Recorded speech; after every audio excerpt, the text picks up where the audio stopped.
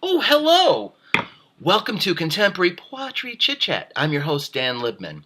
You know, I get a lot of email from young people especially, and they're always saying, Mr. Libman, is it possible that I too can someday be an important critic? And I like to tell them, no it isn't. But you should not stifle that critical impulse that you have. And what young people know a lot about is television. And what you want to do as a young person is to sit down and watch a television show and then come up with a criticism of that television show. And if you do that well enough, maybe you can put it on the radio. Well, as an example of that, I'd like to play for you something that I heard on the radio.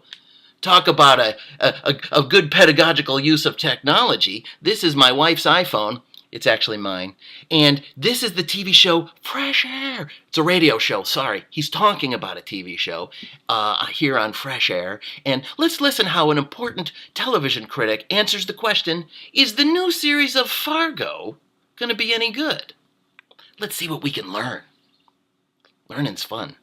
The 1996 Coen Brothers movie Fargo was so good and so original that when the FX cable network announced it was making a new version for television, it's going to be great. I expected it to be awful. Especially since the creator of the adaptation was Noah Hawley, a writer-producer who hadn't really done much. Yeah, who's that? But his Fargo wasn't a straight remake. Oh, that's terrible. terrible. It was a sly and fun salute, capturing the mood and spirit of the original movie without borrowing any of its specific plots or characters. Billy Bob Thornton starred as a malevolent hitman. Martin Freeman was the quiet Midwesterner caught in his web. And that Fargo miniseries was... Now, by the way, just because you're doing television reviews doesn't mean you should stay away from the metaphor. What does a hitman always use? A spider's web. So that's why he said that Morgan Freeman... Is that who that is? I don't remember him in the show, but that's why Morgan Freeman got caught in the web. It wasn't just good.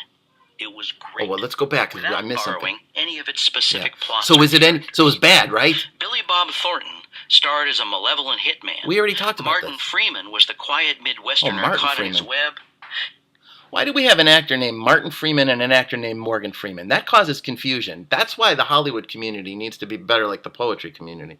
And that Fargo miniseries wasn't just good. It was awful. It was great. It was great. So when Hawley and FX decided to reboot, start from scratch, and do a second season of Fargo with new actors and characters, once again, I wasn't expecting much. After all, I'd seen Season 2 of HBO's True Detective, which proved how hard it was to get lightning to strike twice. You probably think that doesn't make a whole lot of sense, that he didn't like one show's second season, so he's not going to like the other show's second season, even though that the second show doesn't have anything to do with other people, but that's because you're not a critic and you don't understand. But Season 2 of Fargo, with Gene Smart and Ted Danson among its many treats, was just as wonderful. And just as delightfully unpredictable. Then, Hawley went off and made another FX series adaptation of a Marvel Comics character named Legion. Probably bad. And it, too, was a major creative success. Oh! So now, with the third season of Fargo arriving tonight on FX, my expectations are in danger of being too high rather than too low. Unfortunately, we've just about run out of time now on Contemp'ry Pwatree Chit-Chat. We won't be able to hear what Mr. Bianculli thought of the second season or the third season until the next episode. But I do invite you to tune in and hear what he says. And remember, if you can't write a good poem, you can always watch a good TV show. Good night now.